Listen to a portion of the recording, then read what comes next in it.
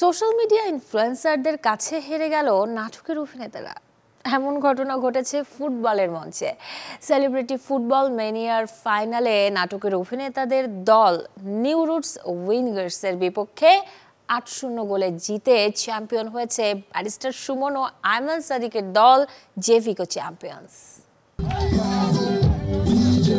অবশেষে celebrity football ম্যানিয়ার শিরোপা জিতে নিল ব্যারিস্টার সুমন আর আয়মান সাদিকের দল জেভিকো চ্যাম্পিয়ন্স। ফাইনাল ম্যাচে নাটকের অভিনেতাদের দল নিউ রুটস উইঙ্গার্সকে ৮-০তে হারায় জেভিকো চ্যাম্পিয়ন্স। আর তাই তো এই বাঁধ ভাঙা উচ্ছ্বাস আর আনন্দ। আমার যে বয়স, আমার বয়সে আর জেতার কিছু নাই। এখন বাকি জীবনটা আমার দেখতে হবে যে আমি আমার জীবনে কতজনকে আমি জিতাইতে পারছি, কতটা দলকে জিতাইতে পারছি।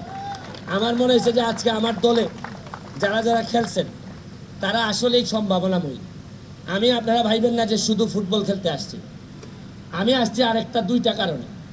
একটা হচ্ছে গিয়ে যারা ফুটবলের আয়োজন করছেন তারা যেন আরও বেশি অনুপ্রাণিত হন, কারণ আমরা আপনাদের সবাইকে যদি হেল্প না করি তা আপনারা একা একা এই যুদ্ধ কতটুকু করবেন।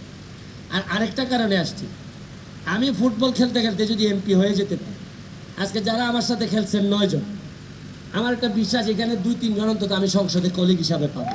প্রথমবারের মতো তারকাদের নিয়ে ফুটবল খেলার যে আয়োজনে শুরু থেকে চ্যাম্পিয়নদের মতোই খেলছিল ইনফ্লুয়েন্সারদের নিয়ে গঠিত এই দলটি। টুর্নামেন্টটিতে আরও অংশ নেয় চলচ্চিত্র অভিনেতা ও নাটকের পরিচালকরা। এছাড়া ছিল চলচ্চিত্র নায়িকাদের সাথে নাটকের নায়িকাদের ম্যাচ। লোক যখন একসাথে হচ্ছে, সবার সাথে সবার দেখা হচ্ছে, একটা আনন্দ পরিবেশ সৃষ্টি হচ্ছে, সব মিলে বলবো আমি যে ভালো। সবসময় তো ছেলেদের খেলা দেখা হয়, মেয়েদের খেলাটা খুবই কম দেখা হয়। তো আমার কাছে মনে হয় যে এটা একটা ভালো উদ্যোগ, যে আমরা যারা আসলে শুটিং করি বা আমরা টিভি স্ক্রিনে কাজ করি, তো আমাদের ছোটোবেলায় ফুটবল নিয়ে ক্রিকেট নিয়ে আমাদের খেলা হয়, কিন্তু এখন তো যত সময় যাচ্ছে তত তো আসলে আমাদের মাঠ তেমন একটা পাওয়া যায় না, সেই এক্সপিরিয়েন্সটা নাই, সেই প্র্যাকটিসটা নাই। তো এইটার মাধ্যমে আমরা প্র্যাকটিসটাও করতে পারছি। খেলা তো ব্যাপার না, ইম্যাটেরিয়াল, কেউ আমরা প্রফেশনাল না, সেরিন যেটা বললো, বাট দেখা হচ্ছে, কোপিং উইথ ইচ আদার, আড্ডা হচ্ছে। আয়মান ভাই আসলে সবসময় তো সবাইকে পড়াশোনা করায়, বাট এই কোয়ালিটিটা খুব কম মানুষ জানে যে উনি খুব রেগুলারলি ফুটবল খেলে। প্রতি রবিবার বুধবার রুটিন করে ফুটবল খেলে, মাঝে মধ্যে আমাদেরকে ধরে নিয়ে যায়। খেলার সময় গরম টরম মনে থাকে না ভাই। আমার তো পায়ে যেমন আমার লিগামেন্ট ইনজুরি, MCL ছিঁড়ে গেছে, এই জাস্ট নি ব্যান্ড লাগায় খেলতে চলে আসছি। কারণ খেলার সময় যে অ্যাড্রেনালিন রাশ কাজ করে, ওই সময় ব্যথাও মনে পড়ে না, গরমও মনে পড়ে না, ঘামও মনে পড়ে না।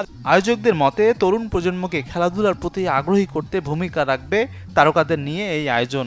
আমাদের প্রজন্ম তারা অনেকটাই হয়তো ফেসবুক গেমস নির্ভর হয়ে গেছে, তারা ওয়ার্কআউটে যায় না। বা আগে যে আমরা যে ছোটোবেলা ছিল যে বিকাল হলে মাঠে যেতাম, ফুটবল খেলতাম, ক্রিকেট খেলতাম, সো ওই স্পোর্টই যেই বিষয়টা ছিল ওই বিষয়টা কিন্তু অনেকটাই হারিয়ে গেছে। তো সবাইকে অ্যাকচুয়ালি ইন্সপায়ার্ড করার জন্য সবথেকে বেস্ট অপশন কারা?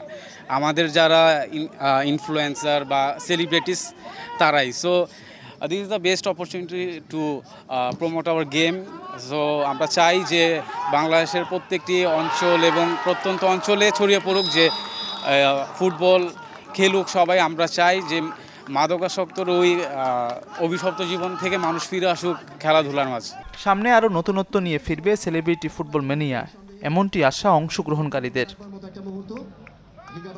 মাজহারুল ইসলাম তামিম, চ্যানেল 24, ঢাকা।